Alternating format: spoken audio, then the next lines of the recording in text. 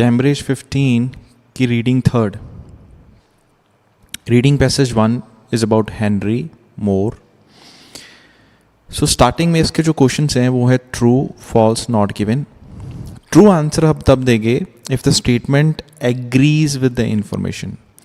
False answer if the statement contradicts the information. So contradicts मतलब उसके against हो, information opposite दी हो. If there is no information on this और information है नहीं या पार्शली इंफॉर्मेशन अवेलेबल है कि हम उसको कंक्लूड नहीं कर सकते, तो हम आंसर देंगे not given. So first question है on leaving school Moore did what his father wanted him to do. So उसके फादर के बारे में बात की है कि उसने वो किया जो उसके फादर चाहते थे कि वो करे स्कूल को लीव करने के बाद. नेक्स्ट है Moore begin studying sculptures in his first term at the Leeds school of art. So first term में उसने स्कल्पचर्स को स्टडी करना शुरू कर दिया. When Moore started at the Royal College of Arts, its reputation for teaching sculptures was excellent. So जब उसने start किया रॉयल कॉलेज में पढ़ना तो उसकी रेपुटेशन इट्स किसी चीज़ के लिए होता है, जो पर्सन होता है वो हु होता है, तो इट्स मतलब ये फिर किसकी बात हो रही है, royal college of arts. It's हम किसी पर्सन के लिए यूज़ नहीं कर सकते, तो इट्स मीन्स ये जो कॉलेज है इसकी reputation for teaching sculpture was excellent. ठीक है. सो पहले अगर ये 3 क्वेश्चंस हमें चेक करने हो, पहले हम ढूंढेंगे फादर के बारे में. So here is father. Okay. After leaving school More hoped to become a sculptor but instead he compiled with his father's wish that he trains as a school teacher. He had to abandon his training when he was sent to France to fight in the First World War. ठीक है. So complied means follow करना. ठीक है. But he complied with his father's wish. तो उसने अपने father के wish को फॉलो किया, तो उसने वो स्कूल टीचर के लिए ट्रेनिंग के लिए चला गया. तो बट वो बनना चाहता था स्कल्पचर. सो लेकिन उसने वही किया जो उसका फादर ने कहा उसको. सो the answer is true. Moore began studying sculpture in the first term at the Leeds School of Art. So first term school की बात हो रही है. So we'll see ये कहाँ पे है. Leeds School of Art. After the war, Moore enrolled at this place where he studied for 2 years. 2 साल वो पढ़ी. In his first year, he spent most of his time drawing. Although he wanted to study sculpture. So first term तो उसने सिर्फ drawing की, sculpture तो करा नहीं. No teacher was appointed until his second year. At the end of that year, he passed the sculpture examination. ठीक है. So लेकिन end of that year, तो second year के बारे में बात हो रही है. So ये हो गया false, क्योंकि first term में तो सिर्फ drawing की थी उसने. When Moore started at the Royal College of Art, its reputation for teaching sculpture was excellent. ठीक है. So Moore became aware of ancient sculptures as a result of visiting London Museum. So London Museum में वो गया उस समय वो aware हुआ ancient sculptures के बारे में, एक ये, और रॉयल कॉलेज ऑफ आर्ट की रेपुटेशन काफ़ी अच्छी थी. सो रॉयल कॉलेज ऑफ आर्ट, सो यहाँ पे आ गया रॉयल कॉलेज. सो लेट्स सी.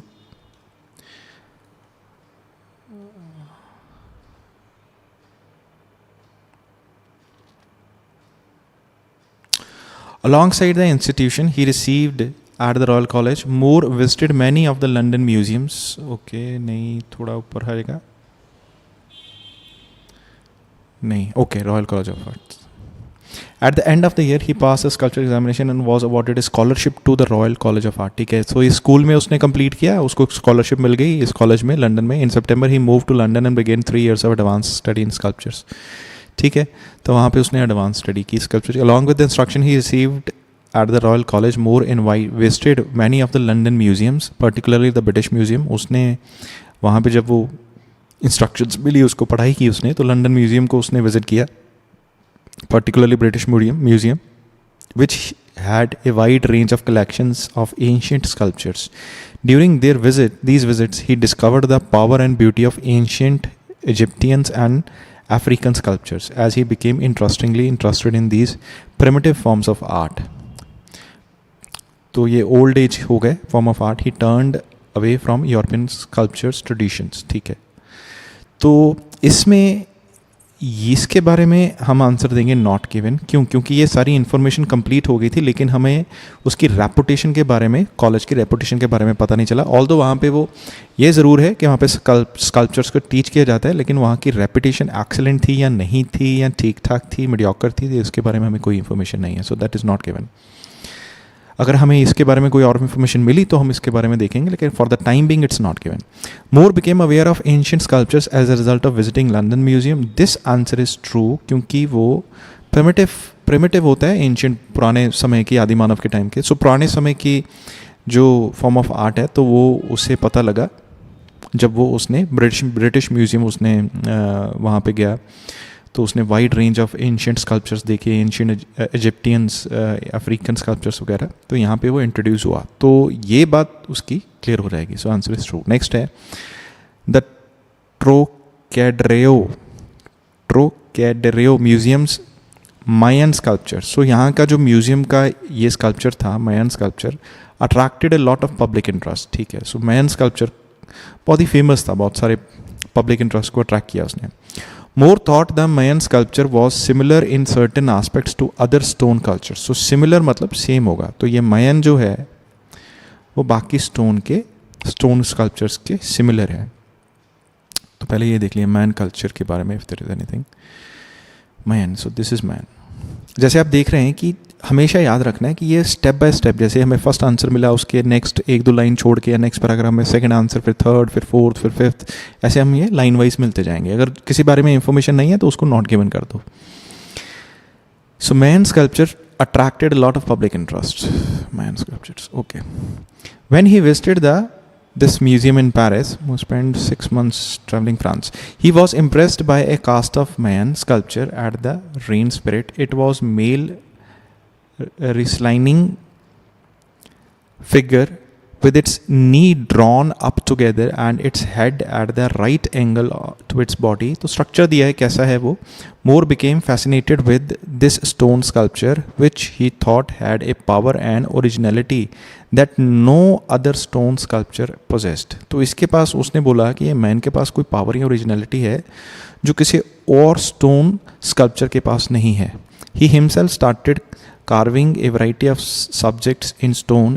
तो उसने भी बहुत सारे स्टोन के स्कल्पचर्स को कार्व करना शुरू कर दिया। कार्व होता है जैसे उसमें जो डिज़ाइनिंग वगैरह करते हैं किसी मूर्ति में, स्टोन में, उसको कार्विंग बोलते हैं। Including depiction of reclining women, mother and child groups in masks.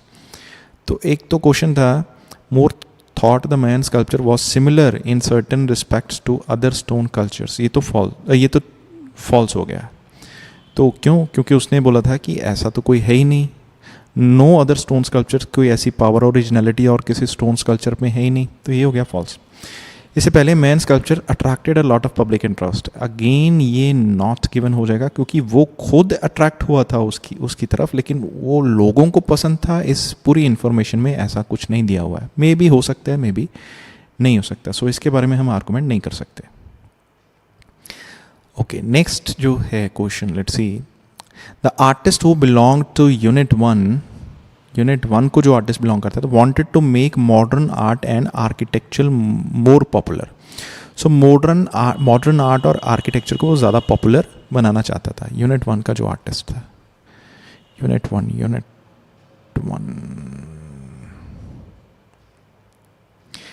One. In 1933, he became a member of the group of young artists called Unit 1. The aim of the group was to convince the English public of the merits of the emerging international movements in modern art and architecture. ठीक है, तो उसको basically वो convince करना था English public को international movement in modern art architecture में, तो उसके मेरिट्स के बेस पे। ठीक है, so answer, the artist who belong to unit one wanted to make modern art and more popular. This is true. तो मॉडर्न आर्ट को वो मोर पॉपुलर बनाना चाहते हैं। उनका एम ही था was to convince the English public of the merits of the emerging international movements in modern art. So जो English people थे, जो पब्लिक थी, उनको कन्विंस करना था कि बहुत सारे फ़ायदे हैं इमर्जिंग इंटरनेशनल मूवमेंट्स इन मॉडर्न आर्ट और आर्किटेक्चर के। सो इसके बहुत सारे फ़ायदे हैं जो विकसित हो रहा है, जो इमर्ज कर रहा है, international moment in modern art, जो मोमेंट चल रहा है इंटरनेशनल, वो उसके बहुत सारे बैरेट्स हैं. सो उस पर कन्विंस करना था. So that answer is correct. So यहाँ तक हमारा इन्फॉर्मेशन कंप्लीट हो चुकी है. उसके बाद हम नेक्स्ट क्वेश्चंस को डील करेंगे. Moore's career as an artist. Okay, let's see. Moore's career as an artist. Moved away from the human figures to experiment with abstract shapes. तो वो human figure से move away, मतलब वो दूर चला गया और उसने abstract shapes पे experiment करना शुरू कर दिया. In 1931, so 1931, so 31, moved exhibition in Leicester. तो gallery is criticized by the press, criticized हुई. Moore is urged to offer his dash and leave the Royal College. So उसको अर्ज किया गया. अर्ज मतलब कि उसको बोला गया, रिक्वेस्ट की गई या उसे बोला गया to offer his dash and leave the royal college. Royal college को छोड़ देना. So leave the royal college. Exhibition, एक तो क्रिटिसाइजेशन होगी, contract expired, he left to start a sculpture. तो he left. So his work was enthusiastically welcomed by fellow sculptors, but the reviews of the press, okay, were extremely negative. So ये negative वाला concept आ गया यहाँ पे. तो उसके बाद ये negative वाला खत्म हो गया. Criticized by the press. Moore is urged to offer his dash and leave the Royal College. So answer इसका होगा and turn Moore into notorious figure. तो ये notorious मतलब infamous हो गया. Infamous मतलब वो उसकी negative publicity हुई. There were calls for his resignation. उसे बोला गया कि यह resignation they they from the Royal College, and the following year when his contract expired, he left to start a sculpture department and the Chesler School of Art. ठीक है, उसने उसको resignation बोलने के लिए बोला, तो जैसे उसका contract expire किया वो छोड़ के चला गया. So Moore is urged for his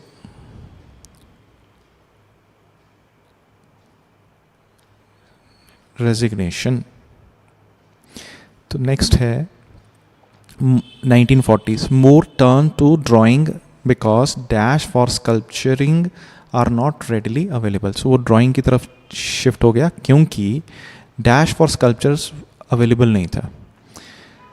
In 1930s, Moore did not show his inclination. 1930s तो हो गया था. 1940. During the Second World War, Moore stopped teaching at the Chesler School and moved to a farmhouse about 20 miles London north. The shortage of material forced him to focus on drawing. ठीक है, so material की कमी थी जिसकी वजह से वो drawing करनी शुरू कर दी. So Moore turned to drawing because dash for material are not readily available. So materials, no more than one word. ठीक है, so answer is material or materials. Shortage of materials. वैसे भी यहाँ पे आर लिखा है. So materials for this are not readily available. So materials answer आएगा इसका. Okay. Moore does some drawing of dash while visiting his home town. While visiting his home town. So home town कौन सा है उसका? सो let's C. Starting में अगर हम देखें, Henry Moore was born in Castleford, a small town in north of England. England में इस यहाँ पे वो उसका जन्म हुआ था. Shortage of material. He did numerous sketches of Londoners, later turning these ideas into large colored drawings in his studio. So in 19 he returned to Castleford. तो ये उसका क्या है? Home town. So this is your home town. तो वो return हुआ Castleford को to make series of sketches of the miners who worked there. So answer आएगा माइनर्स. किसके स्केच किए उसने? Miners. MINERS. Sculptures of home town drawing of miners. MINERS. तो ये हमें कैसे पता लगा होम टाउन कौन सा है? हमने स्टार्टिंग में देख लिया कि वो पैदा कहाँ हुआ था. तो कैस्टलफोर्ड में. तो नेक्स्ट जो क्वेश्चन है वो है Moore is employed to produce a sculpture of a dash. Employed मतलब उसको फिर जॉब पे रखा होगा to produce a sculpture of a dash. Moore is employed. 1940s. ठीक है. Dash to start buy more work. Start to buy more work. In 1944, Harlow is in London. Offered. Okay. So Harlow, a town near London, ठीक है, offered Moore a commission for the sculpture depicting a family. तो commission, ठीक है, तो ये उसको कोई काम दिया गया तो उसको एक कमीशन ऑफर की, मतलब हम आपको कम पैसा देंगे, आप एक फैमिली का स्कल्पचर बनाओ. The resulting work signifies a dramatic change in Moore style away from the experimentation in 1930. तो उसके वजह से उसका जो स्टाइल है वो काफ़ी चेंज हो गया, ड्रामेटिकली चेंज हो गया 1930 से towards a more natural and humanistic subject matter. तो वो नेचुरल ह्यूमनिस्टिक सब्जेक्ट मैटर पे चेंज हो गया. So employed to produce a sculpture of a family. ठीक है. Dash start to buy Moore's work. Dash किसने खरीदा मोर का work. He did dozens of studies in clay for the sculpture, and these were casts in bronze and issued in addition on the copies. In this way, More's work became available to collectors all over the world. Became available to collectors all over the world. Collectors all over the world. Maybe. So answer इसका क्या हो जाएगा. तो available था किसको, किसके पास, collectors. So answer could be collectors आएगा. एस ज़रूर आएगा क्योंकि स्टार्ट्स नहीं लिखा, तो स्टार्ट लिखा है तो प्लूरल होना चाहिए इसका subject. Start to buy Moore's work. Moore's increased dash make it possible for him to do more ambitious sculptures. Moore's increase dash, Moore की बढ़ती हुई डैश की वजह से पॉसिबल, मेक्स इट पॉसिबल, उसकी वजह से पॉसिबल हुआ for him to do ambitious sculptures. The boost होता है increase to his income enabled him to take on ambitious projects. ठीक है, उसकी इनकम बढ़ गई, इसकी वजह से उसने मतलब ambitious projects में वेंचर करना शुरू कर दिया, उसको करना शुरू कर दिया. So answer is raised income. That was easy. ठीक है, सो ये कंप्लीट हो गया. So this was our reading passage 1 जो कि काफ़ी इजी था. हमने जो फर्स्ट पैसेज होगा ना, हमेशा याद रखना है वो ऑर्डर के बेस पे ही होगा. ऑर्डरली आप क्वेश्चंस करते जाएंगे. जैसे ट्रू फॉल्स यहाँ पे ख़त्म हो गए थे, ट्रू फॉल्स हमने पूरे ख़त्म कर दिए, ये भी ऑर्डर में जाएंगे और ये ब्लैंक्स भी सारा ऑर्डर में जाएगा. ठीक है. So true false, yes no, MCQ, blanks वगैरह ये सब ऑर्डर में ही होते हैं. ये लास्ट पार्ट अभी कुछ बचा है, लेट्स सी. नहीं, ठीक है. सो this is done.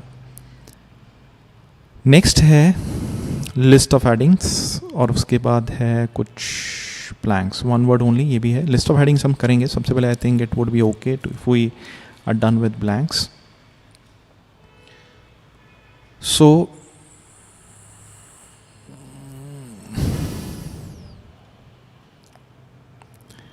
Okay, desalinator producing clean water. Okay, so एक टर्म है डिसोलिनेटर जिसका मतलब है प्रोड्यूस करना क्लीन वाटर. तो क्वेश्चन 1 बाय 1 जाएंगे. How the desalinator works. Desalinator काम कैसे करता है, सो इसको हाईलाइट करना है हमें. सो पहले हमें देख लें क्या ढूंढना है. The energy required to operate the desalinator comes from sunlight. Okay, तो इसकी एनर्जी तो सनलाइट से आती है. The device can be used in different locations. Different locations पे इसे यूज़ किया जा सकता है. एज इट हैज़ डैश, क्योंकि इसके पास डैश है. Water is fed into the pipe. Water is fed into the pipe. Pipe में डाला जाता है. And a dash of water flows over a solar panel. हाँ, सोलर पैनल को ढूंढना आसान होगा, सनलाइट को ढूंढना आसान होगा, फ्लोज को ढूंढना आसान होगा. सोलर पैनल्स हो गए. ठीक है, पाइप भी ढूंढा जा सकता है. The water then enters a boiler. Then it boiler हो गया. Then it turns into steam हो गया. ठीक है, बॉयलर में डाला, स्टीम बन गया. यानी particles in the water are caught in a dash. ठीक है जी, particles. The purified water comes out through one tube and all types of dash come out through another. A screen display, a screen ढूंढ सकते हैं हम. displays the dash of the driver device and transmits, मतलब होता है transfer करना, the information to the company so that they know when the desolator requires dash. ठीक है, तो स्क्रीन वाले में पहुंचेंगे. सो पहले होगा sunlight. The energy requires to operate generator comes from sunlight. The device can be use in different locations as it is has dash. तो उसके बाद पाइप वगैरह, सोलर पैनल, ये हम ढूंढेंगे. सॉरी, तो पहले इसको सॉल्व करें. Pipe,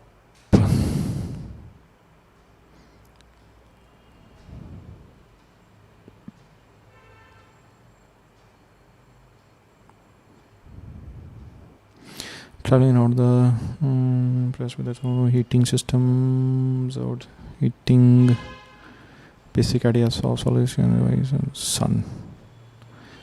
2 decades later, Jessen developed the basic idea he saw in Southeast Asia. उसने Southeast Asia से कोई basic idea develop किया उसने into a portable device.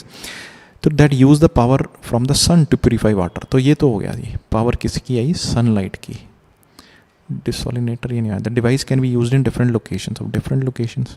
The desalinator operates in mobile destination. Mobile होता है मतलब जो easily transferable away from one place to another. Unit that can take water from different places. ठीक है जी, हो गया, ये भी हो गया. उसके बाद such as the sea, river, boreholes and rain and purify it for human consumption. So यहाँ से ये पानी लेता है और कहीं से भी पानी लेगा और प्यूरीफाई कर देगा. ठीक है जी. As it has dash. Okay. Device can be used in different locations as it has dash. It is particularly valuable in regions where natural groundwater reserves have been polluted or where seawater is only water available. Jocelyn saw there was a need of sustainable way of both countries.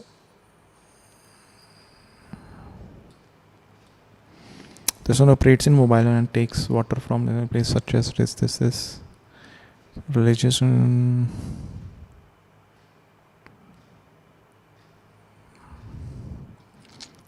Can produce 15 liters of drinking water per day, enough to sustain a family for cooking. It main selling point is unlike standard distillation technique, it does not require a generated power supply, just sunlight. Okay, यहाँ पे भी आ गया, इसको सिर्फ sunlight चाहिए, इसको और कोई जनरेटेड पावर सप्लाई नहीं चाहिए. अनलाइक स्टैंडर्ड डिसैलिनेशन टेक्निक्स, मतलब जो स्टैंडर्ड डिसैलिनेशन टेक्निक्स होती हैं पानी को प्यूरीफाई करने वाली, उसको पावर सप्लाई चाहिए, बट इसको कुछ नहीं चाहिए, इसको सिर्फ सनलाइट चाहिए. It measures Na, it is easy to transport thanks to its 2 wheels. Okay, तो इसके पास 2 व्हील्स हैं. As it has 1 word. तो 2 तो हम यूज़ नहीं कर सकते, ये ईजिली हम डिफरेंट लोकेशंस पे यूज़ कर सकते हैं क्योंकि इसके पास क्या है?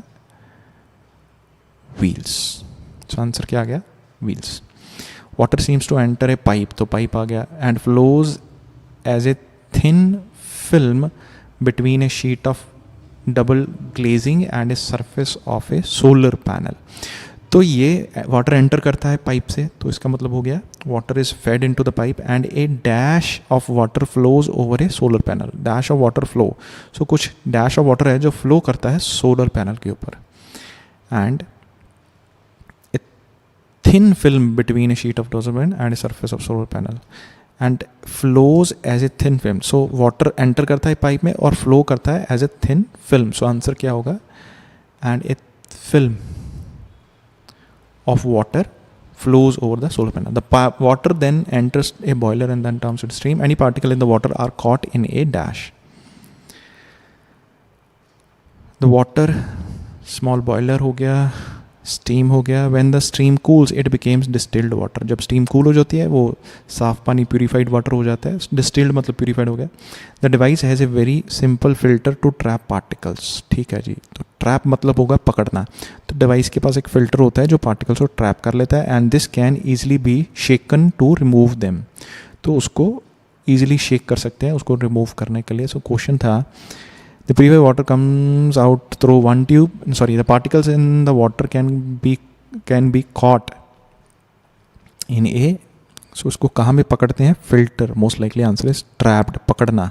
Cot, trap particles, simple filter to trap particles. So इसके पास एक फिल्टर है, caught in a filter, FILTER. The purified water comes through one tube, एक ट्यूब से purified water होता है. and all types of dash come out through another. all types of dash दूसरे से आती हैं. there are 2 tubes, ठीक है जी, for liquid coming out. one for waste salt from water etc. and other for distilled water. distilled water तो purified water हो गया. और one for waste salt from sea water, fluorides etc. so एक तो हो गया comes out through another. purified water comes from one and waste, all types of waste. तो देखो ये जो चीज़ें होती हैं ना, जैसे वो बताएं 2 चीज़ें हैं, 2 ट्यूब्स हैं, तो एक तो है ये another है ये। तो ये क्या करते हैं, जो क्वेश्चन होता है, जैसे ये फर्स्ट है और ये सेकंड है another, तो इसके साथ डिस्टिल्ड वाटर जुड़ा हुआ है, इसके साथ वेस्ट जुड़ा हुआ है, one for waste and one for another for distilled water.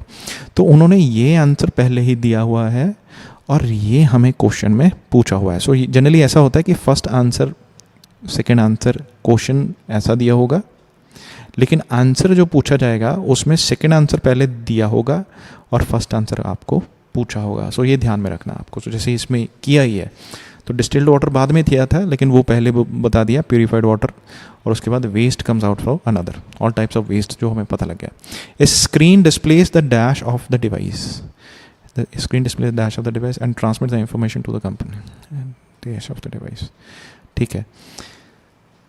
The performance of the unit is shown on an LCD screen and performance, okay sorry performance जो है वो LCD screen पे होती है। सो आंसर इसका होगा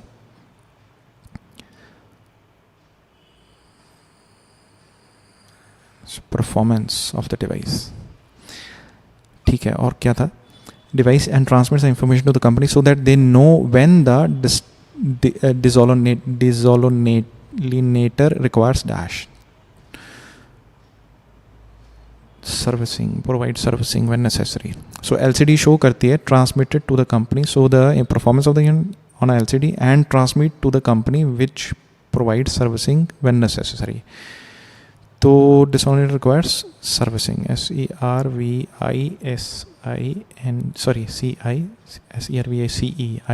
servicing. So ये हमारा complete हो गया। सो नेक्स्ट हमें जो सॉल्व करने हैं वो है list of heading. So section A से लेके सेक्शन जी तक ये हम सारे पढ़ेंगे, तो उसके बेस पे हम सारी लिस्ट ऑफ हेडिंग्स को सॉल्व करेंगे। हमें पहले ये ध्यान रखना है कि ये जो हम क्वेश्चंस करेंगे, ये जो लिस्ट ऑफ हेडिंग्स हैं, आईडीपी जनरली हमें रिकमेंड करता है कि आप कोशिश करें फर्स्ट पैरा पूरा पढ़ना है, तो इसमें तो कोई डाउट नहीं है, क्योंकि फर्स्ट पैरा जो है उसमें सारी इंट्रोडक्शन दी होती है क्या है क्या नहीं। लास्ट पैराग्राफ भी हमें कोशिश करनी है कि हमें पूरा पढ़ना है बेसिकली, लेकिन जो बीच के पैराग्राफ्स हैं जो लिस्ट ऑफ हेडिंग के लिए यूज़ किए जाएंगे, वो हमें ज़्यादातर चांसेस है कि हमें फर्स्ट लाइन और लास्ट लाइन, जनरली मैं फर्स्ट लाइन के साथ सेकंड लाइन भी ऐड कर देता हूँ, फर्स्ट और सेकंड लाइन, क्योंकि जनरली ना फर्स्ट लाइन के बाद हाउएवर, बट या on the other hand, in contrast या बाय कंट्रास्ट, कॉन्ट्रास्ट ऐसा लिखा होता है। तो याद रखना है, अगर फर्स्ट लाइन के बाद ऐसे कोई वर्ड आ जाए जो कि ऑपोजिशन शो कर रहा है, ऑपोजिट पोर्शन शो कर रहा है, however, but, on the other hand, in contrast, तो जो मेन कंसेप्ट है ना वो सेकंड लाइन में होगा हमेशा, याद रखना है। तो इसकी वजह से मैं फर्स्ट और second line I will recommend, और अगर इसमें से आपकी जजमेंट नहीं हो रही तो लास्ट लाइन पढ़ो, आपको आंसर मिल जाएगा। जैसे हम इसको थोड़ा पढ़ेंगे। फर्स्ट लाइन क्या है, travelling through Thailand in 1990s Williams was impressed with the basic rooftop solar heating system that were on many homes. The energy from the sun was absorbed in the, so basically वो rooftop solar system से काफ़ी impressed हुआ, जो absorb करते थे energy, heat करते थे domestic. To decades letter उसने भी ऐसा कोई सिस्टम बनाया जो प्यूरीफाई करता था वाटर के लिए। सो उसने किसी से कोई वो लिया, मतलब आइडिया लिया, ठीक है। So that could be the option. So getting the finance के बारे में कोई बात नहीं हुई, so that should not be the answer. Unexpected benefit के बारे में कोई बात नहीं हो रही। फ़ायदा, from initial inspiration to new product, that definitely ये हमारा आंसर आएगा, क्योंकि उसने कोई इंस्पिरेशन ली, तो ये तो काफ़ी इजी है, और उसने न्यू प्रोडक्ट बनाया उससे। आई होप ये तो बहुत इजी है, आपको ये समझना आना चाहिए। क्या उसने पहले गया कहीं, उसने रूफ टॉप से देखा कि भाई ऐसा है, तो फिर उसने उसी सन की एनर्जी को लेकर 2 डिकेड्स बाद उसने प्यूरीफाई वाटर का कंसेप्ट ढूंढा। द डिसोलिनेटर ऑपरेट्स, वो मोबाइल डेस्टिनेशन से ऑपरेट करता है, मतलब कहीं पे भी हो सकता है। It can take water from the different places, कहीं से भी पानी ले सकता है, ठीक है, उसको प्यूरीफाई करें कंजम्पशन के लिए। It is particularly available in regions where natural ground water have been polluted, ठीक है। तो ये हो गया। तो मतलब ये मोबाइल डेस्टिनेशन कहीं से भी चलेगा, कंजम्पशन करेगा, प्योर, मतलब बताया वो काम क्या करेगा और कहाँ मतलब वहाँ यूज़ किया जा सकता है। Range of potential customers for the device, customers की बात हो गई। बेनिफिट्स, फाइनेंस नहीं है। What makes the device different from their alternatives, okay. Cleaning water from the range of sources, cleaning water from the range of sources, ये हो सकता है। ओवरकमिंग प्रोडक्शन डिफ़िकल्टीज़ के बारे में बात नहीं हुई। Profit not the primary goal, profit primary goal नहीं है, ये की बात नहीं हुई। A warm welcome for the device, warm welcome मतलब सबने इसको वेलकम किया डिवाइस के लिए। A number of people affected by water shortage, बहुत सारे लोग अफेक्टेड थे बाय वाटर शॉर्टेज की बात होगी वहाँ पे। तो बेसिकली अगर यहाँ पे हम देखें तो ये हम सी, रिवर, बोरहोल्स, रेन को प्यूरीफाई कर सकते हैं ह्यूमन कंजम्पशन के लिए। डिफरेंट प्लेसेस पे ये है, मोबाइल डेस्टिनेशन है, कहीं पे भी किसी भी प्लेस से वाटर लेके ये रिवर कहीं से भी कंजम्पशन मतलब ये पानी को प्योर कर देगा पीने के लिए। तो उस बेस पे अगर हम ये देखें range of sources, so I will go with 6th answer. ठीक है, सो हमारा ये कंप्लीट हो चुका है, 3rd कंप्लीट हो चुका है। नेक्स्ट है यहाँ पे जब हमने ये जो पढ़ा, ये पूरा हमने पैराग्राफ किया हुआ है, उसमें जब हमने देखा था तो ये 15 लीटर्स का ड्रिंकिंग वाटर पर डे ये प्रोड्यूस करता है, जो कि कुकिंग और ड्रिंकिंग के लिए इनफ है। It's main selling point is that unlike standard distillation technique it does not require generated power supply. सिर्फ ये 2 लाइन्स हम पढ़ें तो हमें भी ये पता लग जाएगा कि ये बाकी डिसेलिनेशन जो है, डिसेलिनेशन टेक्निक्स के जैसा नहीं है। So basically we could say what makes the device different from the alternatives, ये बाकियों से अलग क्यों है ये अलग। 5th चांसेस आर ये आंसर इज 5th। क्यों है ये डिफरेंट, क्यों है अलग, क्यों है? अगर पहली 2 लाइन से ही हम आंसर सॉल्व करने की कोशिश करें तो ये सनलाइट से चलता है, इसको पावर की ज़रूरत ही नहीं है, ये इसलिए डिफरेंट है। तो हमें कोशिश की, हमने ये क्वेश्चन सॉल्व करने के बाद ये हमने फर्स्ट 2 लाइन से ही सॉल्व करने की कोशिश की, ये भी हमने फर्स्ट 2 लाइन से सॉल्व करने की कोशिश की और हमें आगे कुछ नहीं बढ़ा, हमारा ध्यान कहीं और नहीं गया और हमने आराम से अपने फर्स्ट 2 आंसर को सॉल्व कर लिया, मतलब ऑलमोस्ट 3 आंसर को सॉल्व कर लिया। नेक्स्ट जो है वो है ए रीसेंट एनालिसिस, तो यहाँ पे कोई रिसर्च होगी, मतलब analysis found that at least 2/3 of the world's population lives where severe water scarcity lives with severe water scarcity for at least 1 month every year। ठीक है, यहाँ पे सिकेयर मतलब बहुत ज़्यादा वाटर स्केर्सिटी रहती है। सो स्केर्सिटी का आपको मतलब पता होना चाहिए था। आंसर इसका होता है कमी, लैक ऑफ वाटर की कमी। So lack of water, so severe मतलब बहुत ज़्यादा शॉर्टेज होगी, लैक ऑफ वाटर। सो ये हम जाएंगे भाई, आंसर शुड बी 10th। मेरे हिसाब से आंसर 10th होना चाहिए। हमने फर्स्ट लाइन पढ़ी है एक बार और नेक्स्ट लाइन भी पढ़ लेते हैं आई थिंक, बट उसके बाद भी जो कंसेप्ट है वो स्केर्सिटी पे रहेगा। सेज दैट 2030 तक half of the world population living under water stress होता है वाटर की कमी। वाटर स्ट्रेस में आधी दुनिया जो है वाटर स्ट्रेस में रहेगी 2030 तक, बहुत ज़्यादा टाइम नहीं है। Where the demand exceeds supply over certain period of time, demand ज़्यादा हो जाएगी, सप्लाई होगी नहीं, तो कम से कम ये तो हमें बता दिया कि कितने लोग, नंबर ऑफ पीपल, बहुत सारी शॉर्टेज होगा। फर्स्ट लाइन की और हमें कंप्लीट पता चल गया। चलो अब हमारे पास 3 क्वेश्चन और हैं।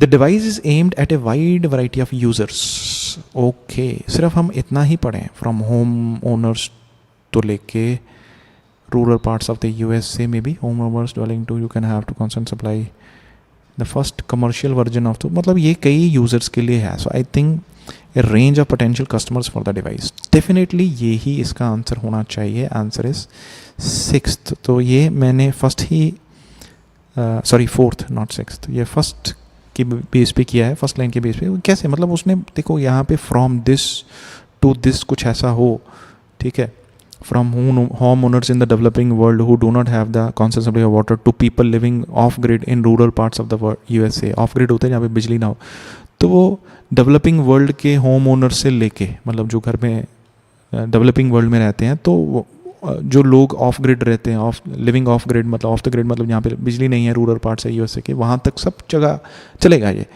तो इसके मतलब बहुत सारे यूज़र्स हो गए, इसके वैरायटी ऑफ यूज़र्स हो गए। सो दैट क्लियरली स्टेट्स कि हमारा ये आंसर क्या हो सकता है। हमने अगेन आगे कुछ नहीं पढ़ा, क्यों? क्योंकि आगे भी यही होगा कि वहाँ पे सप्लाई होगी, वहाँ पे कौन कौन इसको परचेज़ करेगा या कौन कौन इसको सेल करेगा, ये भी हमें पता लगता है। The first commercial version of, तो ये फर्स्ट कमर्शियल नेक्स्ट अगले साल आ जाएगा, तो ये फिर मे बी उनको बेचा जाएगा, ठीक है। ठीक है, चलो नेक्स्ट, पूरा पढ़ने की ज़रूरत नहीं है। एफ को पढ़ेंगे। F, prices will vary according to where it is bought. ठीक है, प्राइस इसका डिफरेंट होगा, डिपेंड करता है कहाँ पे खरीदा। में भी in developing world price will depend on deal with organisation, aid organisation can negotiate. तो एड ऑर्गेनाइजेशन कितना नाप तोल कर सकती हैं, तो उसके बिहाफ पे प्राइस डिपेंड करता है। तो come at $1,000 a unit, said Jansen. Social mission, we are venture with a social mission. चलो जी, इसकी प्राइस वगैरह की बात की है जी, इतने में मिलेगा। May be benefit overcoming production difficulties, profit not the primary goal, getting the finance for production. इसका मतलब है कि पैसा कहाँ से आएगा, प्रॉफिट नॉट द प्राइमरी गोल, ये हो सकता है। ए warm welcome for the device, ये तो नहीं है जी। ओवरकमिंग प्रोडक्शन डिफिकल्टी तो यहाँ पे कोई आई नहीं, तो किसको ओवरकम करना है। Profit not the primary goal और getting the finance for production. Getting the finance for production मतलब प्रोडक्शन कर रही है, फाइनेंस चाहिए, मतलब लोन वगैरह लेना पड़ेगा, कुछ ऐसा नहीं है कि फाइनेंस कहाँ से आएगा। तो वो बोले प्राइस इसका डिपेंड करता है। ठीक है, we are venture into social mission, हमारा सोशल मिशन है, मतलब ये we are aware that product we have envisioned is mainly finding application in the developed world and humanitarian sector, and this is the way we will proceed. We do realize though that to be viable company there is a bottom line to keep in mind, he says. Basically उनका काम है जी social mission पूरा करना है। हाँ, पैसा तो थोड़ा बहुत चाहिए क्योंकि भाई कंपनी को चलाना भी तो है, लेकिन उनका ऐसा नहीं है कि कुछ वो सोशल मिशन है, कोई प्रॉफिट एम का मेन प्राइमरी गोल नहीं है। So answer should B 8th। तो ये हमें याद रखना है कि मेरे जैसे ये कितने क्वेश्चन है, 1 2 3 4 5 6 7 क्वेश्चन में से ऐसा हो सकता है कि आपको मे बी 1 या 2 क्वेश्चन हैं वो आपको फर्स्ट एंड सेकंड लाइन से नहीं मिलेंगे, या फर्स्ट लाइन से नहीं मिलेंगे, लास्ट लाइन से नहीं मिलेंगे। अगर आपको फर्स्ट लाइन से जजमेंट होगी बेस्ट है, क्योंकि फर्स्ट लाइन में मेन कंसेप्ट दिया होता है। चांसेस है क्योंकि फर्स्ट लाइन में थोड़ी सी इंफॉर्मेशन देके आपका थोड़ा नीचे मिडल में आके आपको मेन कंसेप्ट दिया हो। तो लेकिन जो 5 हैं, 7 में से 5 आपको फर्स्ट लाइन से ही ढूंढने हैं या सेकंड लाइन से ही ढूंढने हैं। अगर आप ऐसा नहीं करते तो भैया आप तो फिर पूरी रीडिंग करो, क्योंकि इतना टाइम नहीं है हमारे पास कि पूरी रीडिंग करते रहे और आंसर मिले नहीं। और अगर हम इतना ज़्यादा डाटा पढ़ेंगे तो इतना कंफ्यूज हो जाएंगे क्वेश्चन सॉल्व ही नहीं कर पाएंगे। सो दिक्कत तो ये भी है, ये भी ठीक करना है। सो हमें कोशिश करनी है कि क्या मैं ये बोलता हूँ कि आपके सारे क्वेश्चंस फर्स्ट और सेकंड लाइन से कंप्लीट हो जाएंगे, ऐसा नहीं मैं बोल रहा, लेकिन इसमें मैक्सिमम मतलब आपकी 70-80% ऐसे कंप्लीट हो जाएंगे, या आप किसी भी रीडिंग में लिस्ट ऑफ हेडिंग्स को से ऐसे सॉल्व कर सकते हो। और मैं एडवाइस करता हूँ, अगर आप चाहो कि प्रूफ चाहो तो मैं आपको आईडीबी की वेबसाइट, जो ऑफिशियल वेबसाइट है, किसी और आलतू फालतू वेबसाइट नहीं, जो ऑफिशियल वेबसाइट है उस पर दिखा दूंगा कि वो क्या बोलते हैं कि लिस्ट ऑफ हेडिंग्स को सॉल्व कैसे करना है। वो खुद बोलते हैं मेजॉरिटी ऑफ जो हेडिंग्स हैं वो फर्स्ट लाइन और लास्ट लाइन से आपको समझ में आना चाहिए। अगर नहीं आ रहा तो पढ़ो, नहीं तो रहने दो। ठीक है, द आंसर फॉर लास्ट। सो यहाँ पे मैं इसलिए बोल रहा हूँ कि ये प्राइस की बात हुई है, तो मतलब इतने का बिकेगा या इतना बेचेगा, एड ऑर्गेनाइजेशन से भी डिपेंड करता है कि प्राइस कितना कम जाए। तो ये पे फाइनेंस कहाँ से आएगा इसके बारे में बात नहीं हो रही, डिफ़िकल्टीज़ के बारे में बात नहीं हो रही, वार्म वेलकम लोगों ने किया, ऐसा कुछ नहीं था, profit not a primary goal, profit के बारे में बात नहीं हो रही। तो ये नीचे थोड़ा हम जाके पढ़ेंगे तो थोड़ा इसको समझ में आएगा कि हाँ भाई यहाँ पे जाके। ठीक है, लास्ट है, the company itself is based on imperial college London. तो ये वहाँ पे बेस्ड है, ऑल्दो ये जो पर्सन है its chief executive still lives in the UAE, ये यूएई में रहता है, कंपनी लंदन की है। It has raised NA in funding so far. So क्या बात है जी, ठीक है, selling NA 1000 a month, primary humanitarian field. So मेरे ख्याल से अब आपको समझ में आना चाहिए कि उसने फंडिंग इतनी उठाई। सो ये हो गया भाई getting the finance for production, तभी तो काम चलेगा, नहीं तो पैसा नहीं होगा तो कैसे चलेगा। So out of all these options benefits की बात नहीं है। सो ये एक मिसलीडिंग है, ये भी इसके बारे में बात नहीं हुई, और इसके कोई एडवांटेज वगैरह डिफ़िकल्टीज़ को कैसे सॉल्व करना है और ये इसके बारे में बात नहीं। सो ये हमारा कंप्लीट हो जाता है। सो ये section is done. So now we are left with reading passage 3, why fairy tales are really scary tales. Fairy tales जो हैं वो स्केरी टेल्स क्यों होते हैं? स्केरी मीन्स जो डराएं। फेरी टेल्स होती हैं परियों की कहानियाँ, ये स्केरी क्यों होती हैं पता नहीं। देखते हैं क्यों होती हैं scary. So will start with the first question. देखिए यहाँ पे इसको यहाँ पे जोड़ना है, देन हमें ये सॉल्व करना है, देन हमें ये सॉल्व करना है। तो चांसेस हैं ये हमें मिडल में मिल जाएगा, तो हम ये भी पहले सॉल्व कर सकते हैं। तो अगर इसको सॉल्व करना हो, क्योंकि मैं प्रेफरेंस कर देता हूँ ब्लैंक्स को, हमेशा ब्लैंक्स मिल जाए पहले वो सॉल्व करो हमेशा। टिरानी सेड, टिरानी कोई पर्सन होगा, बोलता है Tehrani used techniques from evolutionary biology to find out if dash exist among 58 stories from around the world. So Tehrani ने यूज़ किया कुछ टेक्निक्स की एवोल्यूशनरी बायोलॉजी की, फाइंड आउट का मतलब होता है पता करने के लिए, पता करने के लिए कि क्या dash existed among 58 stories from around the world. जो 58 स्टोरीज है फ्रॉम अराउंड द वर्ल्ड, उसमें कुछ एग्जिस्ट करता है, क्या एग्जिस्ट करता है, may be ending, events, warning, people, link, plot, records, जो भी होगा हम आंसर देंगे। ही ऑल्सो वॉन्टेड, ऑल्सो मतलब ये भी कुछ और भी जानना चाहता था वो, wanted to know which aspects of story had fewest, ये बड़ा इंपॉर्टेंट है वर्ड फ्यूएस्ट। फ्यूएस्ट का मतलब होता है सबसे कम, ठीक है। तो which aspect of the story had fewest dash, तो इसमें हमारा मेन जो वर्ड्स हैं जो हमें ढूंढने हैं, जिसकी हमें, ये तो सबसे आसान हो जाएगा, ये ढूंढ लो आपको आंसर मिल जाएगा, ये वाला फ्यूएस्ट ढूंढ लो आपको ये आंसर मिल जाएगा। As he believed this aspects would be the most important ones. तो वो ये भी जानना चाहता था कि which aspect of the story, कौन सा एस्पेक्ट है स्टोरी का, हैड फ्यूएस्ट डैश, जिसमें फ्यूएस्ट कम से कम डैश है, क्योंकि वो जो बिलीव करता था कि ये एस्पेक्ट सबसे इंपॉर्टेंट हैं, मोस्ट इंपॉर्टेंट है वो, तो उसमें फ्यूएस्ट डैश होंगे।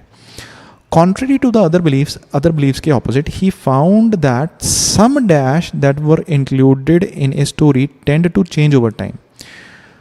तो उसको ये भी समझ में आया, बाकी बिलीव्स के ऑपोजिट उसको ये समझ में आया, ये फाउंड, उसको पता लगा कि सम डैश, कुछ डैश थे जो चेंज हो जाते हैं ओवर टाइम, ठीक है, that were included in the story. तो ये हम फॉर द टाइम बीइंग हम स्किप करते हैं, जो इंक्लूड है स्टोरी में, मतलब ये एडजेक्टिव क्लॉज है, रिलेटिव क्लॉज है। So let's see, some dash tend to change over time, tend मतलब उनका जो रुझान है वो बदलता रहता है, मतलब ये बदलते रहते थे ओवर टाइम, तो ये कुछ बदलता था ओवर टाइम, ये ढूंढना है कि बदलता क्या था over time. And that the middle of the story, middle of the story जो मध्य होता था स्टोरी का, seemed no more important than other parts, seemed no more important than other parts. So other part से वो बिल्कुल भी different नहीं था, मतलब इंपॉर्टेंट नहीं था, मतलब बाकी जैसे थे वो भी ऐसे थे। ही was also surprised that part of the story which seemed to provide some sort of dash were unimportant. Also surprised, वो शॉक था, मतलब सरप्राइज था कि parts of the story which seemed to provide some sort of dash were unimportant. वो इसलिए shock था कि कुछ वो सोच रहा था कि कुछ sort of dash कुछ प्रोवाइड करेंगे parts of the story, लेकिन वो unimportant है, उसने सोचा होगा important है लेकिन ये important। The aspects that he found most important in the story survival was dash. Most important aspect क्या था स्टोरी के सर्वाइवल में, वो डैश था। तो ये हम सारे सॉल्व करेंगे। Tehrani biology to find out if dash existed among 58 story, 58 stories हम ढूंढ लेंगे, सॉरी 58 स्टोरीज को हमें देखना है, 58 स्टोरीज।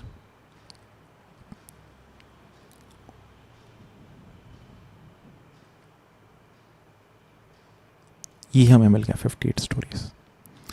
तो यहाँ पे हम फोकस करते हैं। ओके, टिरानी एनालाइजेस, जो टिरानी का एनालिसिस था, focused on little red riding hood in its many forms. तो टिरानी का जो फोकस था वो इस पे था, इन इट्स मैनी फॉर्म्स, उसकी कई फॉर्म्स पे था, लिटिल रेड राइडिंग हुड पे, which include another western fairy tale known as the wolf and the kids. जो उसमें एक और वर्जन भी इंक्लूड था, उसका नाम था the wolf and the kids. Checking for variants of these two tales, ये दोनों स्टोरीज के जो उसने वेरिएंट्स को चेक किया, and similar stories from Africa, East Asia and other regions, और बाकी भी स्टोरीज सिमिलर जो थी उनको सबको चेक किया। He ended up with 58 stories recorded from oral traditions. उसके पास 58 स्टोरीज आई जो बेसिकली ओरल ट्रेडिशन से रिकॉर्ड हुई थी, मतलब वो कहावते बोल सुनाते होंगे उनको। वंस हिज साइलोजेनेटिक हो गया, जेनेटिक जहाँ पे आ जाए ना, जीन जेनेटिक आ जाए तो बायोलॉजी से कनेक्टेड हो जाएगा।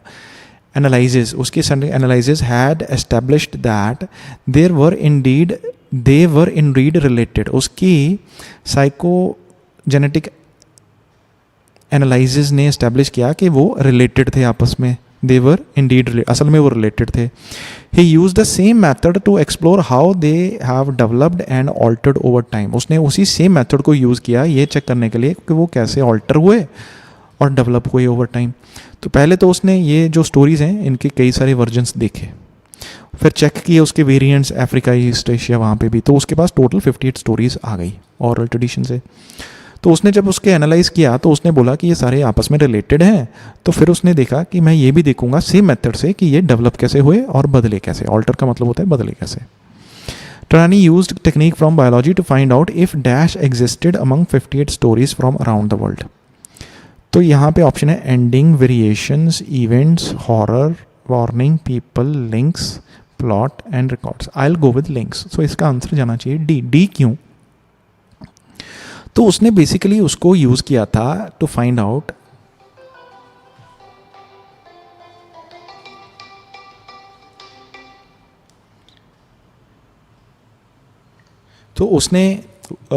उसको यूज किया था टू फाइंड आउट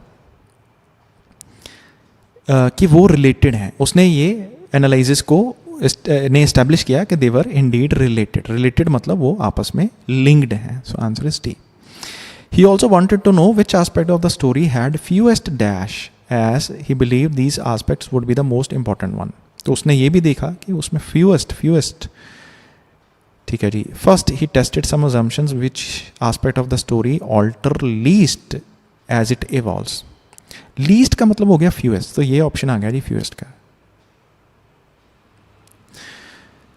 तो इसका है he tested some assumptions about which aspects of the story alter least as it evolves, indicating their importance. ठीक है. तो वो उसने इसको टेस्ट किया है, assumption को टेस्ट किया कि कौन सा aspect है स्टोरी का वो सबसे least मतलब सबसे कम इवॉल्व हुआ है, चेंज हुआ है, क्योंकि वो इंपॉर्टेंट है. वो इंडिकेट करता है कि वो इंपॉर्टेंट है, वो नहीं बदलेगा.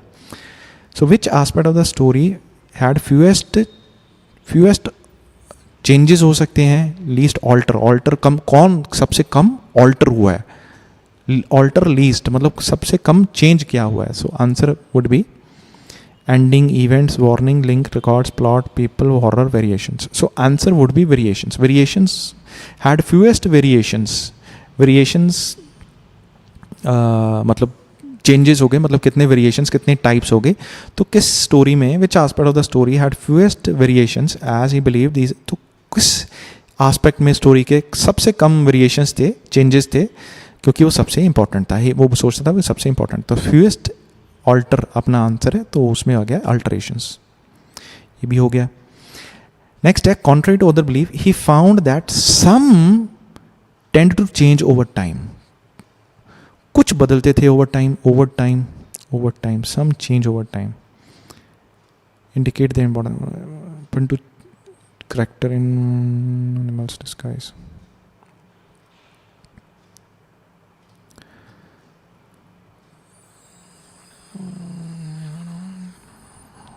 certain हो गया. some certain episodes are very stable because they are crucial to the story, but there are lot of other details that can evolve quite freely, he says. ये थोड़ा पहले पढ़ लें. Florists believe that what happened in the story is more central to the story than the characters in it. वो कहता है ज़्यादा important story में होता क्या है वो सेंटर है, करेक्टर्स इंपॉर्टेंट नहीं है. दैट विजिट ए रिलेटिव मतलब विजिट करना रिलेटिव को, only to met by a scary animal in disguise मतलब किसी स्केरी एनिमल में कोई छुपा होगा उसमें, उसको विजिट करना, ये इंपॉर्टेंट नहीं है. उसकी स्टोरी है जो हैपन्स इन द स्टोरी, इसमें होता क्या है वो इंपॉर्टेंट है. disguise is florist. Those who study traditional stories from more fundamental than whether the vision is a little girl or 3 siblings or animal is a tiger instead of a wolf. मतलब वो क्या है, मतलब कौन है वो, wolf है, tiger है, 3 siblings है, लिटिल गर्ल है, कौन है ये इतना मैटर नहीं करता. However, Tarani found no significant difference in the rate of evolution of incidents compared with that of characters. तो लेकिन Tarani को ऐसा लगा कि ऐसा कोई खास डिफरेंस नहीं है, मतलब इंसिडेंट्स जैसे इवॉल्व होते हैं और करेक्टर्स जैसे, आई थिंक उनको करेक्टर्स के साथ कंपेयर किया है, उसको कोई डिफरेंस नहीं है. कुछ एपिसोड्स थे वो स्टेबल थे, मतलब उनमें कोई चेंजेस नहीं थे because they were crucial to the story, क्योंकि इंपॉर्टेंट थे स्टोरी के लिए. But there are lots of other details that can evolve quite freely, he says. बहुत सारी ऐसी डिटेल्स थी जो फ्रीली चेंज होती थी, फ्रीली इवॉल्व होती थी, मतलब एवोल्यूशन होता था उसमें, मतलब डेवलप होती थी, चेंज होती थी. He found that some dash tends to change over time. Some plots, warnings, people, events answer could be the answer. Ending, records नहीं होगा, events, some events, क्योंकि some episodes, so some events answer should be B. तो वो change कर देते थे लेकिन कुछ चेंज नहीं होते थे. And the middle of the story seemed to be no more important than the other parts. Neither did his analysis support the theory that central section of the story is more conserved part. ठीक है, तो neither did his analysis, तो एक उसका जो study था, neither did his analysis, जो उसका एनालिसिस था वो भी ये सपोर्ट नहीं करता था कि जो सेंट्रल सेक्शन है, सेंट्रल सेक्शन मतलब वही मिडल पार्ट हो गया स्टोरी का, वो ज़्यादा कंजर्व्ड पार्ट है, मतलब वो ज़्यादा इंपॉर्टेंट है, मतलब ये भी उसकी एनालिसिस नहीं हो पाया.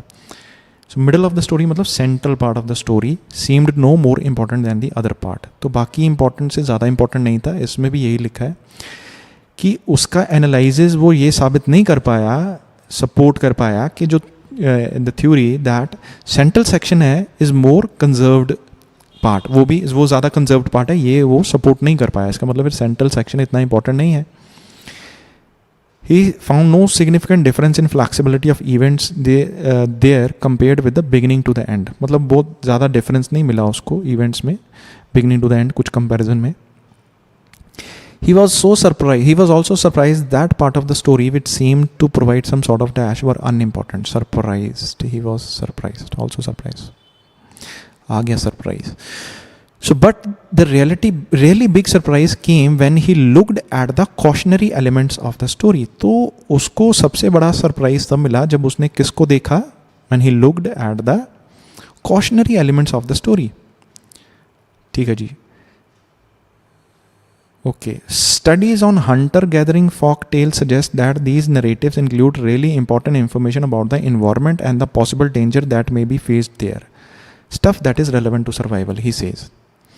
Yet in his analysis, so studies of जो hunter gatherers हैं, folk tales suggest कि भाई that these narrative include really important information. So ये जो narratives हैं, ये जो stories हैं, narratives क्या होती हैं? Stories, ये बड़ी important information है about the environment and the possible danger that may be faced there. ये हमें environment और possible dangers के बारे में बताती है ये जो stories हैं कि अच्छा ऐसा ना करो नहीं तो गड़बड़ हो जाएगी.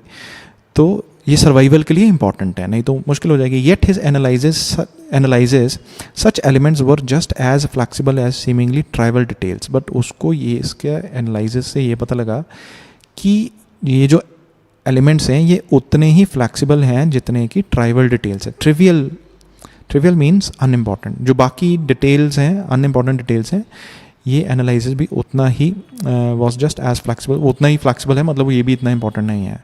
What then is important enough to be reproduce from generation to generation. तो फिर इंपॉर्टेंट है क्या कि वो जनरेशन टू जनरेशन आगे रिप्रोड्यूस करें वो स्टोरीज़ को. तो यहाँ पे ये हो गया. सरप्राइज़ क्या था कि जब उसने कॉशनरी एलिमेंट्स को देखा स्टोरी में तो वो सरप्राइज़ हो गया. सो उस स्पेस पे जैसे हमने अभी ये वर्ड देखा था वार्निंग, कॉशनरी क्या हो गया? वार्निंग. तो he was also surprise that part of story which seem to provide some sort of warning were unimportant. So cautionary events जो हैं, मतलब हाँ भाई ऐसा नहीं करना वैसा नहीं करना, तो जो हमें डेंजर सिचुएशन से बचाते हैं, जैसे जो फादर मदर हैं तो वो बच्चे को बोलते हैं ना नहीं ऐसा नहीं करना, नहीं तुम्हारे चोट लग जाएगी, तो वो हमें सर्वाइवल के बारे में बताते हैं कि हाँ कि हम उनको सुने. तो वो स्टोरीज़ के बारे के कंटेक्स्ट में भी हो सकते हैं कि किसी के साथ ऐसा हुआ था तो ऐसा नहीं करना. तो ये हमारे लिए सर्वाइवल टेक्निक की तरह काम करते हैं. लेकिन वो उसके एनालिसिस में पता लगा कि ये ट्राइबल डिटेल्स जितना ही इंपॉर्टेंट है, मतलब ये कुछ खास इंपॉर्टेंट नहीं है. तो फिर इंपॉर्टेंट है क्या? The answer it would appear is fear. तो द आंसर जो इंपॉर्टेंट है क्या, तो ये पूछा है, तो आंसर क्या है? फियर है. Blood thirsty and gruesome aspects of the story. Blood thirsty है, और ये भी एक नेगेटिव वर्ड होएगा. ब्लड थर्स्टी मतलब खून पीने वाला या ख़राब एस्पेक्ट्स ऑफ द स्टोरी, मतलब कुछ डरावना होगा. Such as the eating of the grandmother को खा लिया by the wolf turn out to be the best preserved of all. तो ये जो फियर है यही सबसे इंपॉर्टेंट है. So the answer is fear. So क्या सबसे इंपॉर्टेंट है? वट, सो इसमें पूछा है what then is important. So what is important enough to be reproduced generation to generation? The answer is fear. So यहाँ पे हमें पता लग गया the aspect that he found most important in the story survival was fear. So यहाँ पे fear answer आएगा. तो fear हो गया हमारा, records, plot, people. तो answer is G. Answer should be G. तो हॉरर आंसर आ जाएगा हमारा. So this is done. Next है, ये हमारे MCQ है 4. What method did James Terani use to test his ideas about fairy tales? Okay sorry, हमारे यहाँ भी क्वेश्चन पड़े हैं इन फेरी टेल्स. ये स्टार्टिंग के क्वेश्चंस हैं, तो ये हम मिडिल में नहीं देखेंगे, हम स्टार्टिंग में देखेंगे. और ये जो एंड वाले क्वेश्चंस हैं, ये हम एंड में देखेंगे कि इनके बारे में क्या हुई है बात. So let's go with this. In fairy tales detail of the plot. Plot क्या होता है? स्टोरी बेसिकली जो भी है. डिटेल्स जो स्टोरी है, मतलब किसी भी सीरीज़ की या किसी भी स्टोरी की, तो उसके बारे में details of the plot. First paragraph हम पहले थोड़ा पढ़ें, ये क्या है. People of every culture tell each other fairy tales but the same story often takes a variety of forms in different parts of the world. जो लोग हैं हर कल्चर में वो फेरी टेल्स बताते हैं, tell each other fairy tales, but ये जो same story है वो डिफरेंट वैराइटीज़ में और फॉर्म्स में होती है, different parts of the world. In the story of little red riding hood that European children are familiar with. सो ये जो स्टोरी है लिटिल रेड राइडिंग हुड की, जो फेमिलियर है यूरोपियन लोगों में. A young girl on the way to see her grandmother. एक यंग गर्ल है जो अपनी ग्रैंड मदर को मिलने जाती है. Meets a wolf and tell him where she is going. वो एक वुल्फ को मिलती है तो उसे बताती है मैं कहाँ जा रही हूँ. The wolf runs on ahead and disposes of the grandmother, then gets in to bed dressed in the grandmother's clothes to wait for little red riding hood. तो वो जो वुल्फ है उसे पता लग गया कहाँ जा रही है, तो वो पहले ही ग्रैंड मदर के पास चला जाता है, उसको मतलब कहीं पे छुपा देता है या डिस्पोज ऑफ कहीं पे रख देता है, जो भी है. देन वो ग्रैंड मदर की ड्रेस डाल देता है और लिटिल रेड राइडिंग हुड की वेट करता है. You may think you know the story. तुम्हें लगेगा कि तुम ये स्टोरी जानते हो, बट विच वर्जन, कौन सा वर्जन. इन सम वर्जन्स, कुछ वर्जन्स में the wolf swallows up the grandmother. Swallows होता है निकल गया, तो वो कुछ में तो खा गया वो ग्रैंड मदर को वुल्फ में. While in others it locked her in the cupboard. तो बाकियों में उसने बंद कर दिया कपबोर्ड में ग्रैंड मदर को. तो वो पूछ रहा है कि कौन सी वर्जन आपने सुना है. In some stories little riding hood gets the better of the wolf on her own, while in others a hunter or a woodcutter hears her cries and comes to her rescue. तो कुछ stories में तो वो खुद ही उससे निपट लेती है, वुल्फ को खुद ही मैनेज कर लेगी. लेकिन कुछ में कोई वुड कटर या हंटर है, वो उसकी ये चीखें सुनता है और उसको बचाने आता है. सो कौन सी स्टोरी सुनी है आपने, पता नहीं. तो इसके क्वेश्चन का आंसर है इन फेरी टेल्स डिटेल्स ऑफ जो प्लॉट है, जो डिटेल्स हैं वो स्टोरी की वो बदलती रहती हैं. So may be provided through method of using logical research. ऐसा तो कुछ है नहीं. Are the reason for the survival नहीं है. Show considerable global variation. तो ये हो जाएगा कि पूरी दुनिया में, मतलब वैसे भी उसने बोला था अब different parts of the world कि वो बदलती रहती हैं. सो जो डिटेल्स हैं show considerable global variation. So मतलब वो चेंज होती है. सो आंसर है C. Tehrani rejects the idea that the useful lessons of the for the life in fairy tales.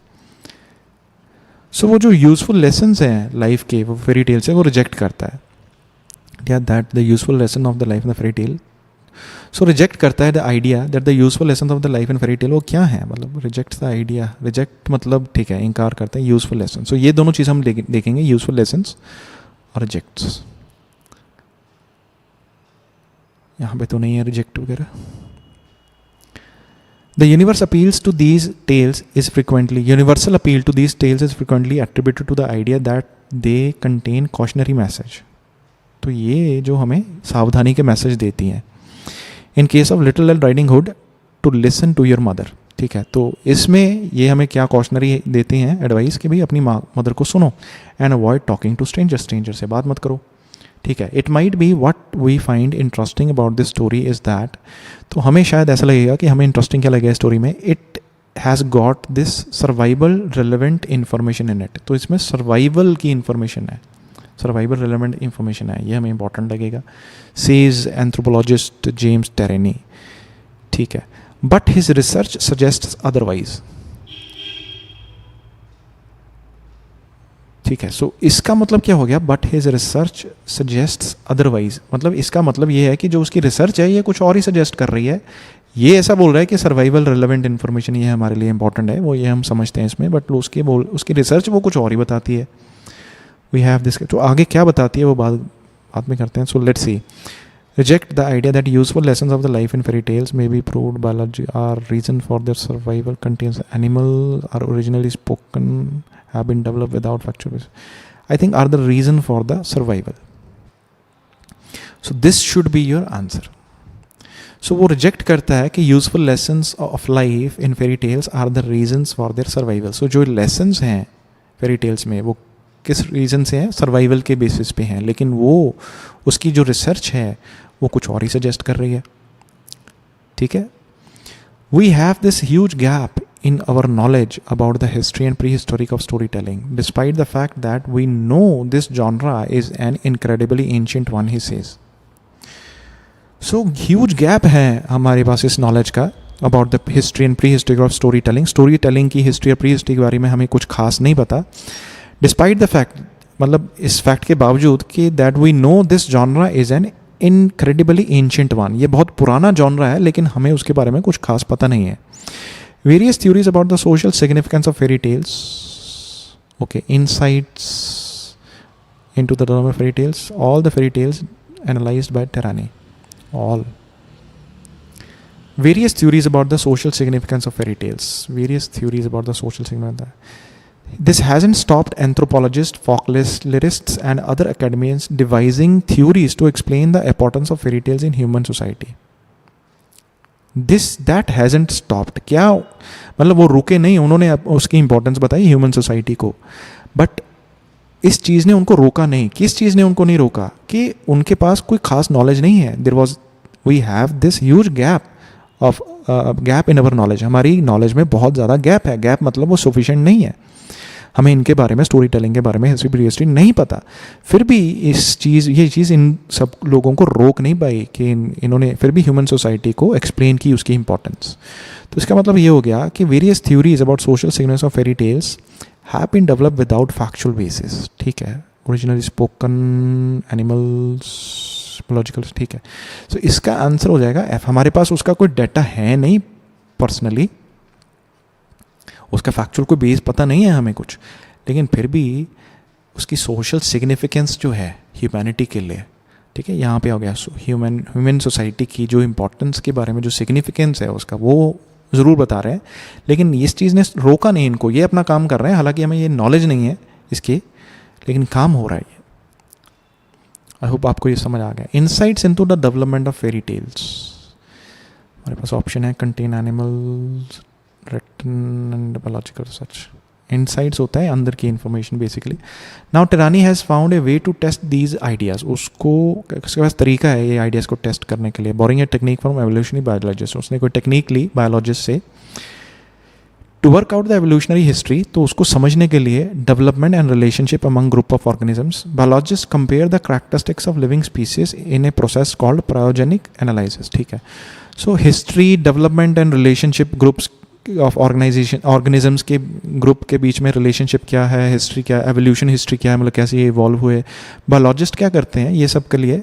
वो लिविंग स्पीसीज का ये सायोजेनेटिक एनालिसिस करते हैं.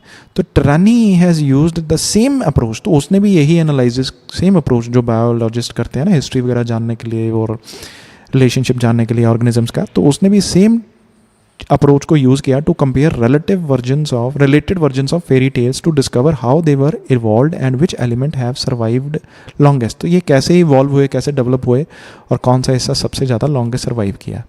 सो insights into the development of fairy tales may B provided through method use in biological research. ठीक है. तो इसकी जो बेसिक इन्फॉर्मेशन है ना, कोई इसकी जो सारी डिटेल इन्फॉर्मेशन है कि ये डेवलपमेंट कैसे हुई वगैरह, ये हमें बायोलॉजिकल रिसर्च से मिलेगी. ये ह्यूमन एनिमल्स के बारे में बात नहीं है, स्पोकन ये भी बात नहीं है. सो हमारे पास ये हो गया, ये आंसर आ गया हमारा, ये भी कंप्लीट हो गया.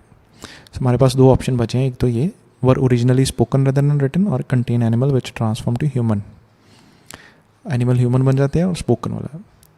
ओके. लास्ट है all the fairy tales analysed by Tehrani. तो ये था 58 स्टोरीज, ये सारी हो गई थी. अच्छा. चेकिंग ये सारी stories, he ended up 58 stories recorded from oral traditions. तो इसमें ऐसा कुछ नहीं है कि एनिमल से कुछ बन गया, ह्यूमन बन गया, लेकिन ओरल ट्रेडिशंस, ओरल क्या होता है? स्पोकन. तो ये उसने स्पोकन फॉर्म में जो सारी फेरी टेल्स को एनालाइज किया था. सो इसका मतलब ये स्पोकन हो गया फिर कंसेप्ट इसका. सो इसका आंसर हो गया E, that is the answer. तो ये भी हो गया complete. When discussing Tehrani's view Jack Zipes suggest that. तो ये हमें पर्सन ढूंढना है, जैक जिपर. सबसे पहले तो जैक जिपर, यहाँ तक हो गए थे हमारे. Okay, Jack Zipes. आपने देखा हमने कैसे सॉल्व किए. तो यहाँ तक जो हमारा कंसेप्ट था, ये 58 स्टोरी, सॉरी, हाँ. तो ये जो हमारा कंसेप्ट था ये स्टार्टिंग में आया. मतलब पहले के 5-10 क्वेश्चन हैं, 4-5 क्वेश्चन हैं, यहाँ से सॉल्व हुए. एक आधा यहाँ पे भी हो. उसके बाद यहाँ से हम स्टार्ट हो गए. तो यहाँ तक क्या गई, ब्लैंक्स गई नहीं, सॉरी आगे तक गई ब्लैंक्स. ब्लैंक्स यहाँ तक नहीं गई, ब्लैंक्स गई यहाँ तक गई नहीं, आगे तक गई blanks.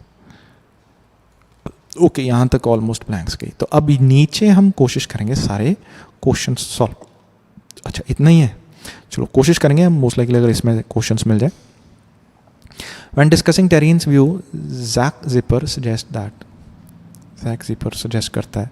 So Zack Zipper at this place is unconvinced by Terrine's view on fairy tales. वो unconvinced था, मतलब उसके व्यू को उसने माना नहीं. Even if they are gruesome, they won't stick unless they matter. वो कितने भी भयानक हों, gruesome मतलब नेगेटिव हों, वो तब तक मैटर नहीं करेंगे, वो तक स्टिक नहीं करेंगे जब तक वो मैटर नहीं करते. ही सेज, ठीक है जी. He believes the perennial theme of women as victim in stories like little. तो ये पहले ये पढ़ के हम क्वेश्चन सॉल्व करें. Tehrani ignores key changes in the role of women. Stories which are too horrific are not always taken seriously. Stories जो बहुत ज़्यादा भयानक हैं वो सीरियसली नहीं ली जाती. Tehrani's overemphasise the importance of violence in stories. ने वॉरेंस को ओवर एम्फेसाइज किया. Suggest that features of stories only survive if they have a deeper significance. So this is your answer. जो features हैं stories के वो तभी survive करते हैं अगर उसका कोई डीपर सिग्निफिकेंस हो. उसने बोला था, he said they won't stick, ये स्टिक नहीं करेंगे, ये लंबे देर नहीं चलेंगे अनलेस दे मैटर. अगर उसका कोई खास सिग्निफिकेंस नहीं है तो वो नहीं चलेंगे, वो सर्वाइव नहीं करेंगे. सो ये जो लाइन है दिस क्लियरली सेज कि वो क्या इन्फॉर्मेशन है. So the answer should B D. Why does Terrine refer to Chinese and Japanese fairy tale? Chinese and Japanese ढूंढ लीजिए. Chinese in China and Japanese version often known as the tiger grandmother and the villain of the woman. 2 minute. यहाँ से पढ़ते. He believes the perennial theme of women as victim in stories like Little Red Riding Hood explains why they continue to feel relevant. तो बोल रहे हैं कि जो women को एज अ विक्टिम क्या होता है, जिसके साथ कुछ गलत हुआ हो, ठीक है, वो विक्टिम कौन होती है, वुमेन होती है, इसलिए ये रेलेवेंट है. But Tehrani points out that although this is often the case of western version में ऐसा होता है कि वुमेन विक्टिम हो, it is not always true elsewhere. बाकी जगह पे ऐसा नहीं है. In Chinese and Japanese versions, China और जापान में tiger grandmother the villain is known as tiger grandmother. तो टाइगर ग्रैंड मदर कौन होती है, टाइगर होती है. तो मतलब विलन तो वुमन हो गई, तो वुमन तो फिर विक्टिम नहीं हुई, कल्प्रिट हो गई वो. तो फिर in both Iran and Nigeria the victim is a boy. ठीक है, तो विक्टिम भी बॉय होता है, इसका मतलब विक्टिम वुमन तो है ही नहीं. Why does Terani refers to Chinese and Japanese? So to indicate that Jack Pear's theory is incorrect, to suggest that crime is a global problem. Crime की तो बात नहीं. Implies that all fairy tales have similar meaning. ऐसा भी नहीं है. To add more evidence to Jack Pear's idea. तो I think the answer should be A. So इसका आंसर A क्यों जाता है? क्योंकि उसने बोला, वो बोलता है, he says, he believe कि भाई विक्टिम है जी, वुमन विक्टिम है, इसलिए सारी रेलेवेंट लगती हैं. लेकिन टेरेनी बोलता है जी ऐसा नहीं है जी. चाइना में देखो, ईरान में, नाइजीरिया में देखो, जापान में देखो, तो वहाँ पे तो विक्टिम नहीं है वुमन, वहाँ पे तो विलन है वुमन, और विक्टिम तो बॉय है. तो ये उल्टा हो गया. फिर last, what does मैथिन Klaasen believe about fairy tales? Mathin Casson. So last I think paragraph. Mathin Casson of isn't surprised by Terrine's finding. इसका मतलब वो surprise नहीं था, वो support कर रहा होगा maybe. Habits and moral change. Habits and morals change. ये दोनों बदलते हैं. But the thing that scares us and the fact that we seek out entertainment that is designed to scare us. So जो चीज़ मतलब habits और morals change होते हैं, लेकिन but the things that scare us and the fact that we seek out मतलब ढूंढते हैं entertainment ऐसा जो हमें डराए, दोज आर कॉन्स्टेंट, वो हमेशा कांस्टेंट रहते हैं, ठीक है. हैबिट्स मॉरल्स चेंज होंगे, लेकिन जो फियर है, जो चीज़ें हमें डराती है, जो हम चाहते हैं हमें कि हमें ऐसा एंटरटेनमेंट मिले जो हमें डराए, वो कांस्टेंट है. He says Clasen believe that scary stories teach us what we feel like to be afraid. Scary stories हमें टीच करती हैं कि जब हम डरते हैं तो हमें कैसा फील होता है, without having to experience real danger. अच्छा, रियल डेंजर को, ठीक है, बिल्कुल सही है, डेंजर को फेस नहीं किया, लेकिन फिर भी हमें पता लग गया भाई डेंजर कैसा महसूस होता है डेंजर में. So build up resistance to negative emotions. ठीक है जी. They are safe way of learning how to deal with fear. I think this is correct. They are a type of entertainment that some people avoid. ऐसा तो नहीं है. They reflect the changing values of the society. ऐसा नहीं है society की changing values. They reduce our ability to deal with, ना. So answer is also again A. So this is the reading. I hope आपको ये सारी reading समझ में आई होगी. सबसे इम्पॉर्टेंट ये है कि रीडिंग के अलावा ये रीडिंग करनी कैसे है, तो वो आपको समझ में आया होगा. सो आई वुड सजेस्ट कि आप इन सबको फिर से एक बार देखें वीडियो को और समझें कि हम रीडिंग को कैसे अप्रोच करते हैं. Thank you.